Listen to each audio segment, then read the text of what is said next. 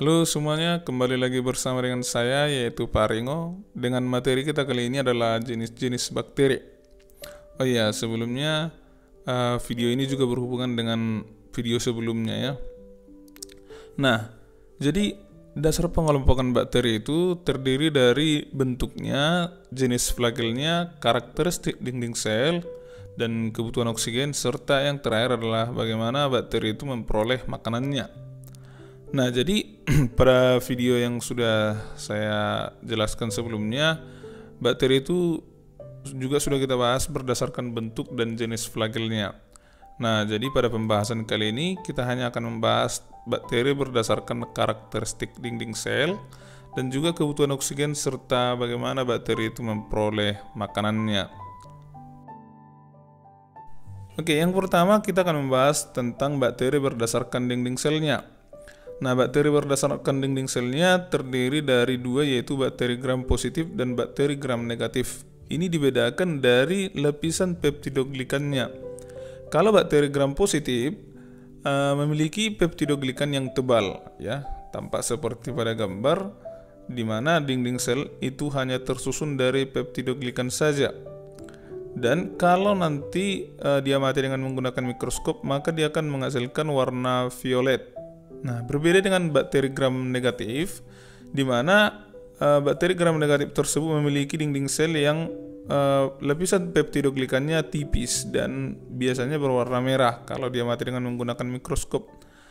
Nah, jadi si lapisan dinding selnya ini tidak hanya tersusun dari peptidoglikan saja, tetapi dia tersusun dari lipopolisakarida yang memiliki struktur sama dengan membran sel. Jadi pada dinding sel tersebut terdapat lapisan peptidoglikan, lalu di atas lapisan peptidoglikan yang tipis tadi terdapat lapisan membran lagi, membran luar. Nah, jadi bakteri gram negatif ini sering juga dikatakan sebagai bakteri patogen yang memiliki daya tahan yang kuat terhadap antibodi.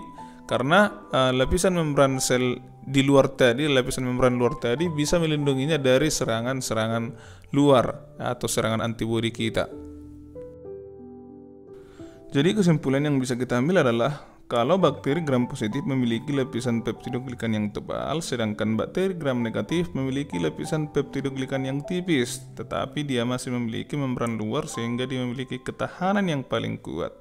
Contoh-contohnya seperti bakteri gram positif ada Staphylococcus dan masih banyak lagi di bawah ini, serta bakteri gram negatif contohnya seperti Salmonella typhosa, ada juga Escherichia coli. Nah, itulah beberapa contoh dari bakteri gram positif dan negatif. Oke, yang kedua kita akan menjelaskan tentang bakteri berdasarkan kebutuhan oksigennya, yaitu yang pertama bakteri aerob dan yang kedua bakteri anaerob. Bakteri aerob yaitu bakteri yang membutuhkan oksigen dalam proses respirasi yang bertujuan untuk menghasilkan energi. Contohnya seperti bakteri Nitrosomonas dan bakteri Nitrosococcus. Nah, perhatikan reaksi yang terjadi ketika dia membutuhkan oksigen dalam pengubahan amoniak menjadi nitrit. Nah, di situ 2NH3 tambah 3O2 bisa menghasilkan 2NO2 tambah 2H2O ditambah energi. Jadi dari proses pengubahan itu dia akan menghasilkan energi. Nah, perhatikan juga pada nitrobakter yang dapat mengubah asam nitrit menjadi asam nitrat. Dia juga akan menghasilkan energi dari situ. Yang kedua adalah bakteri anaerob. Ya, bakteri ini tidak membutuhkan oksigen dalam proses respirasi yang bertujuan untuk menghasilkan energi. Contohnya seperti Lactobacillus bulgaricus yang kita gunakan untuk membuat yogurt atau asam susu. Nah, proses kimianya itu bisa kita perhatikan, dia mengubah glukosa menjadi asam laktat. Dan dari pengubahan tersebut dia akan memperoleh energi. Nah, di situ pada proses kimianya kita tidak akan menyaksikan oksigen di sana. Nah, disitulah proses fermentasi yang terjadi. Nah, contoh yang kedua seperti bakteri denitrifikasi. Nah, maksudnya di sini dia membalikkan proses nitrifikasi.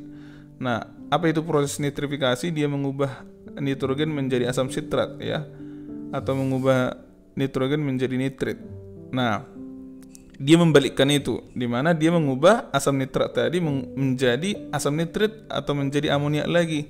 Nah, contoh bakterinya seperti bakteri Micrococcus denitrificans, Pseudomonas, dan Azotobacter.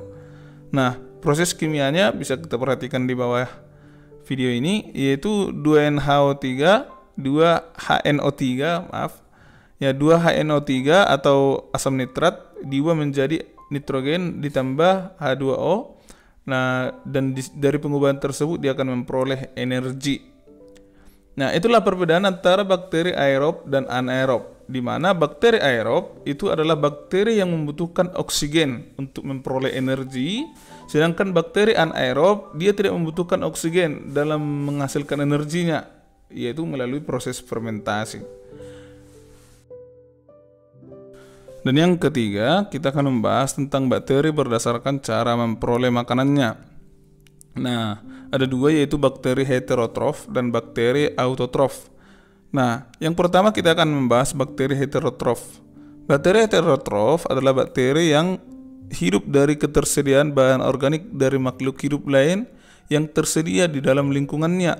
Artinya, dia tidak bisa menghasilkan makanannya sendiri. Nah, terdiri dari dua jenis seperti bakteri saprofit dan bakteri parasit.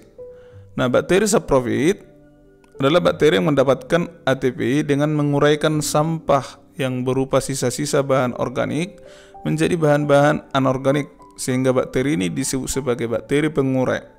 Contohnya seperti Escherichia coli.